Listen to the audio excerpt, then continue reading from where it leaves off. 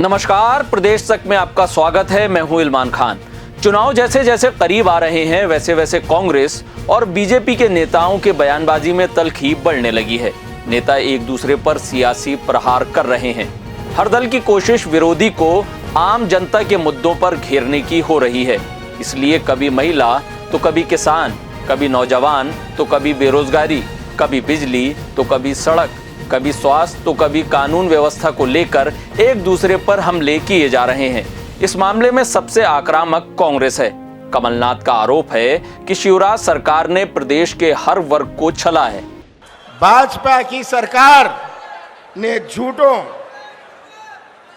झूठ की राजधानी बनाई हुई है। पूरे देश की राजधानी मध्य प्रदेश की। कौन सा झूठ नहीं बोलते?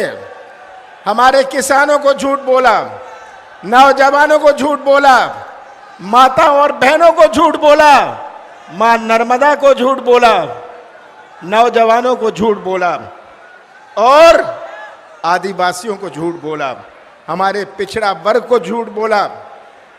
किसको इन्होंने झूठ नहीं बोला, मैं तो ये पूछना चाहता हूं। दलितों को झूठ बोला, महिलाओं को झूठ बोला और गौ माता को झूठ बोला।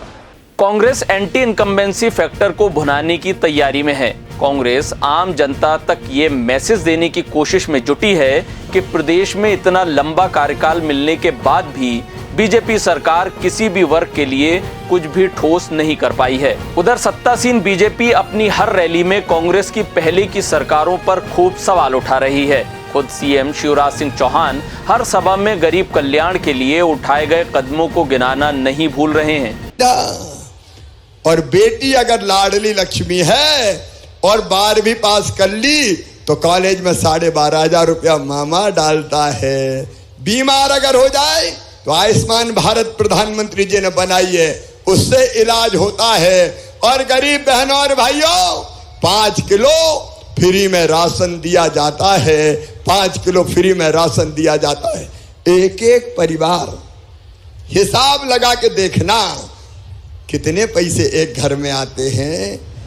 बस अच्छी बात यह है कि चुनावी साल में सभी सियासी दलों को उस मतदाता और उससे जुड़े मुद्दों की याद आ रही है जिसे इस लोकतंत्र का बादशाह माना जाता है। इसके बरक्स आम वोटर्स अपनी बुनियादी जरूरतों को पूरा करने के लिए कभी सरकारी दफ्तरों के चक्कर लगाता है तो कभी किसी सरकारी फाइल में उसके आवेदन धूल खा रहे होते हैं। जब अपनी मांगों को लेकर वो कभी सड़क पर निकलता है तो लाठियों से उसका स्वागत होता है। तब ना उसकी कोई सुनवाई होती है, ना कोई उसे पुचकारता है। कम से कम चुनाव के दरमियान ही सही आम इंसान को याद तो किया जा रहा है। आप सभी दर्शकों से हमारी गुजारिश है कि अगर अभी तक आपने प्रदेश तक को सब्सक्राइब नहीं किया है तो कर लें। हमारा वादा है कि हम आपसे जुड़ी हुई हर खबर को आप तक जरूर पहुंचाएंगे।